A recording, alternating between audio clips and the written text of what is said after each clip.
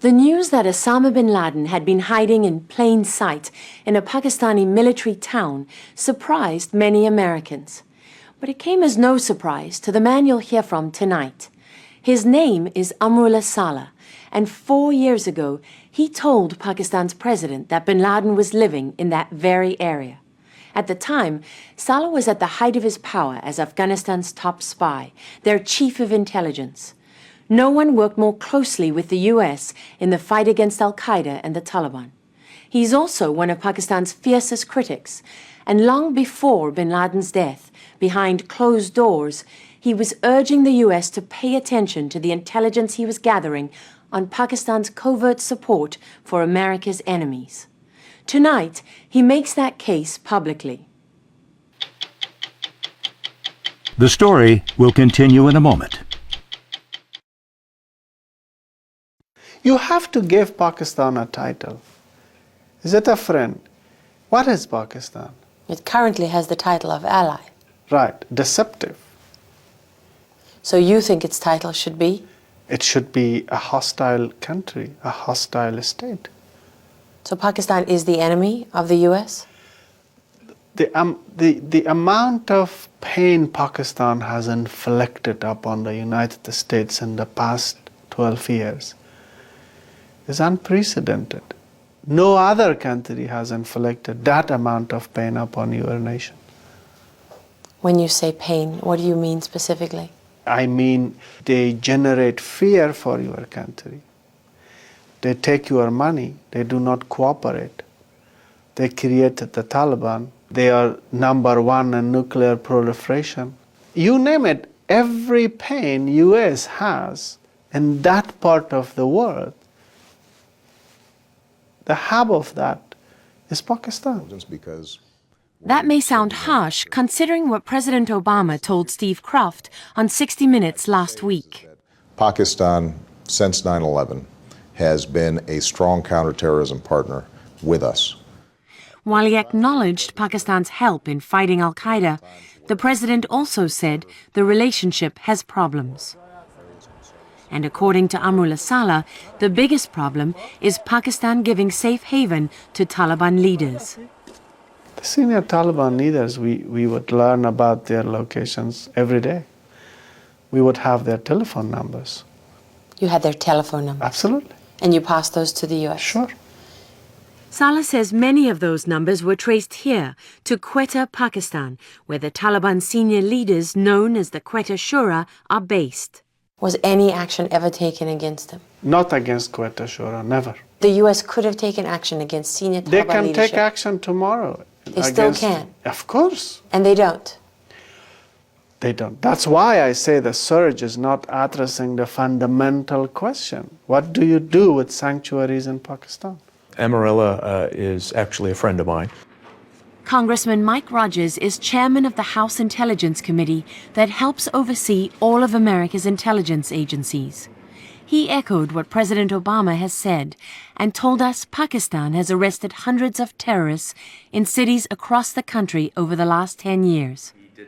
Rogers also confirmed what Amrullah Saleh said about the Taliban senior leaders operating from Quetta, Pakistan. No doubt about it, for far too long. It was one of those, I think,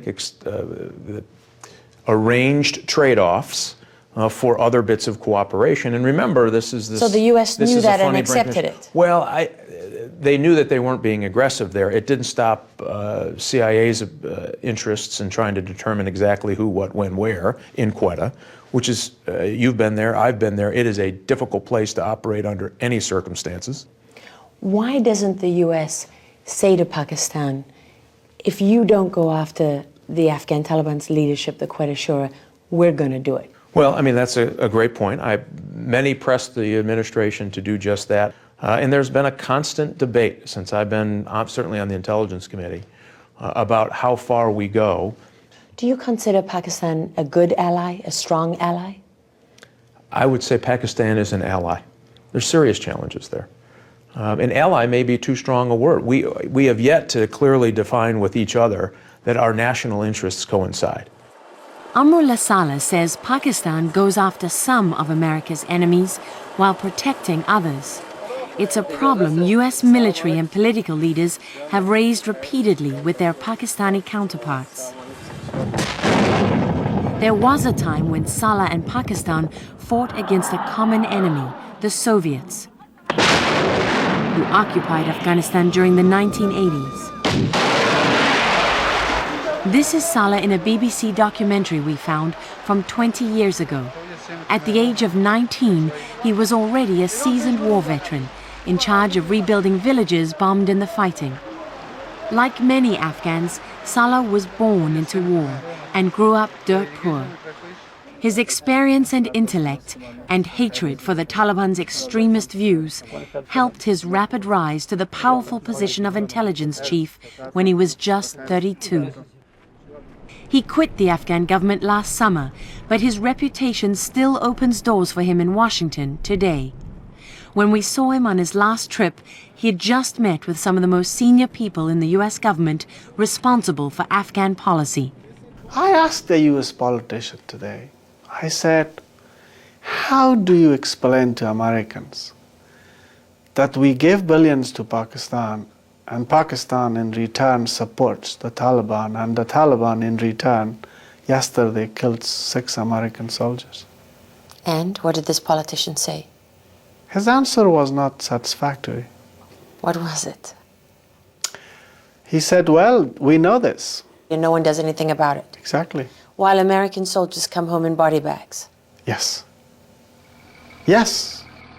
When we went to the front lines in eastern Afghanistan last summer, we found U.S. commanders there shared Amrullah Saleh's concerns about Pakistan. Over 3 weeks, the American units we were with were attacked again and again. Here, soldiers from the 101st Airborne Division are fighting their way out of an ambush, not far from the Pakistani border. They told us that as fast as they kill their enemy, they're replaced with new fighters pouring over the border in a seemingly endless supply. Most of the people we are fighting are from Pakistan. Lieutenant Colonel J.B. Vow lost 17 soldiers over the past year. He told us his forces killed hundreds of fighters in constant battles. But you can't defeat an enemy that has safe haven over the border. How significant is that to the strength of the enemy? It's very. Freedom of movement and maneuver is sacrosanct. Once you have that, all things are possible. And that's what they have inside Pakistan? They have a lot of that inside Pakistan. Do you think the U.S. should be more aggressive with Pakistan? I do believe we have to be more aggressive. You can't put soldiers in harm's way and not be aggressive with where the enemies we know are threatening our soldiers and our country reside. What do you think is the most egregious thing the Pakistanis have done in this relationship with the U.S.? I think they have disclosed operations that we have shared with them. I know that to be true. I think they've held back information that they could have possibly given us. We know that to be true. We have to negotiate even now to get access to the wives of bin Laden. They've been playing a funny game with us, I think, for internal political consumption, more so than the reality. Even now, in the wake of bin Laden's death? Yeah, they haven't been fully cooperative yet. I imagine that they will get there. It took Pakistan more than a week to get there, and so far they've only allowed the U.S. limited access to the wives under the supervision of Pakistan's intelligence services.